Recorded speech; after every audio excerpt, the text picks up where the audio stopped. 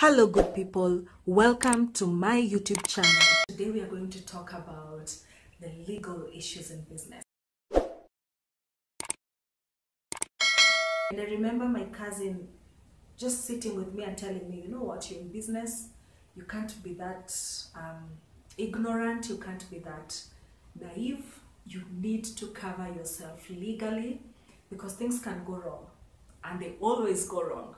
So that is how I started creating contracts for myself. And sometimes clients do come up with their own contracts, but even then those contracts have to serve my interest as much as they serve theirs, because legal issues do come along, not just for freelance writers, but for other people. Sometimes even when you're a freelance writer, for example, if you work on Fiverr or if you work on Upwork or you use other middlemen to get contracts, there are also to get business, there are also contracts that are involved, and most of the times those contracts will protect you and protect the client as well. If you look into these sites, you will see that there are contracts. So if you've had a disagreement with a client, you've seen how the middleman has been able to solve the problem for both of you to favor you. Sometimes you lose, sometimes you win. So one thing I've learned that is really important, as I've said in the contract, is being honest and communicating your concerns and your interests. So if you're not able to deliver a job in good time, for example, it's important that you have that conversation with a client. And in most cases, have that conversation in written. It could be a text, it could be an email, it could be written or note, although that is rare these days. But it's important that you communicate that to the client and communicate it clearly, because one of the reasons that a client can decide to sue you is because you're not delivering their work. And so it's important that you communicate to them. And if you're having any problems, it's also important that you communicate to the client. Try and make your relationship with your clients somewhat personal. I'm not saying tell them your personal information. I'm saying be friendly with them, be friends. Try to create a mutual, comfortable ground where you two can speak, so that it not only serves your interest, but even when the client is comfortable with you, they are able to tell you things that can help you in delivering the work in good time. So try and create that. It's normal human etiquette to just try and be friendly and try and be nice to clients. It will help you avoid legal issues. Another thing that will make you avoid legal issues is being honest.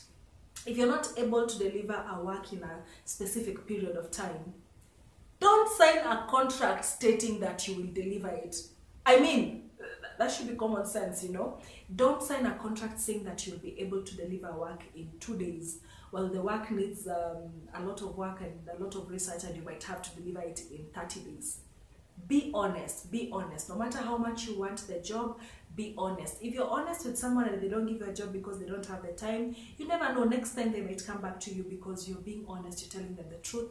So try and be honest. It will help you to avoid legal issues. This year I've had a few incidences where we've signed a contract with a client and they decide to pull out in the middle of the contract. And some of the issues that arise when somebody pulls out in the middle of the contract, or they mistrust you in the middle of the contract, is they might want you to refund their money. And in this case, if you haven't covered yourself well in the contract, sometimes it's genuine and you have to pay them back. But sometimes you can see that this is someone who's just impatient, or someone who doesn't trust the process of bringing something to life. And if you haven't covered that in the contract, it might become a lot of push and pull with somebody. But if you have seen the contract, if you've both signed the contract, then such matters can be avoided. So make sure that you are able to bring out issues that need to be discussed and bringing them out clearly, so that if such issues arise in the future, you've covered yourself enough. The other thing that I need to speak about, and which I've said at the beginning of this, is if you're in business, you definitely need some legal advice, especially if your business is going to include, most of the cases, people actually in life, not even in business, even in relationships, even in in friendships, most of the time the thing that breaks this kind of relationship is money. So anywhere where you're going to deal with money, I think it's important that you have some legal advice. If you can afford it, for big corporate organizations, for big businesses, they do have a legal team that just sits there and looks into everything that they do. But if you're a small person, you need to consult, you need to have somebody that you can confide in, somebody you can consult with and ask about legal matters.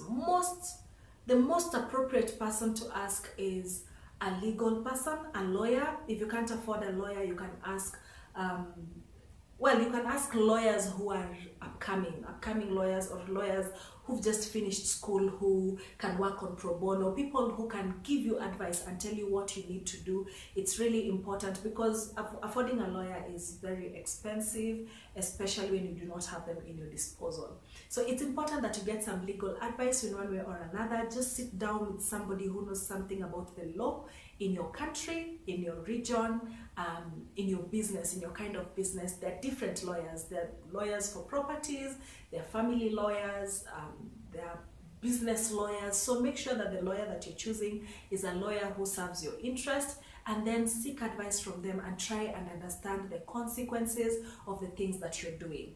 And then finally, sometimes even when you have a legal advisor, even when you have a contract that is working for you, sometimes you do make the mistake and you have to face the music. Now, I'll tell you something. Facing the music can be very discouraging. It can make you feel like you don't want to continue with business. It can make you feel drained. You just feel like, bad luck has finally knocked on my door. But people in business will tell you that you fall back, you fall down, and you get up and you continue. So the best thing about facing music, for whatever reason, sometimes it doesn't even include you going to court.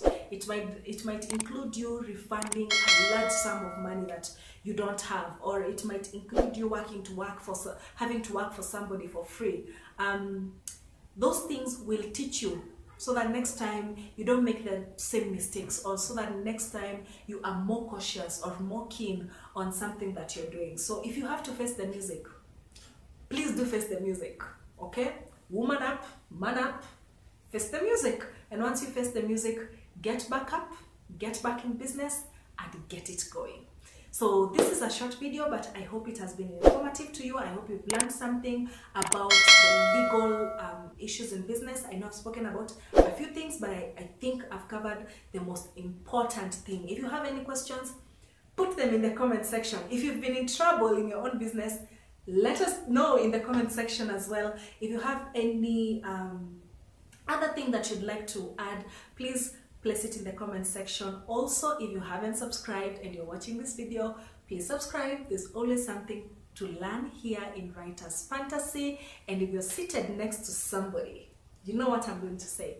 Please encourage them to watch what you're watching, and then encourage them to subscribe, because there's always something new to learn at Writer's Fantasy. Until my next video, goodbye.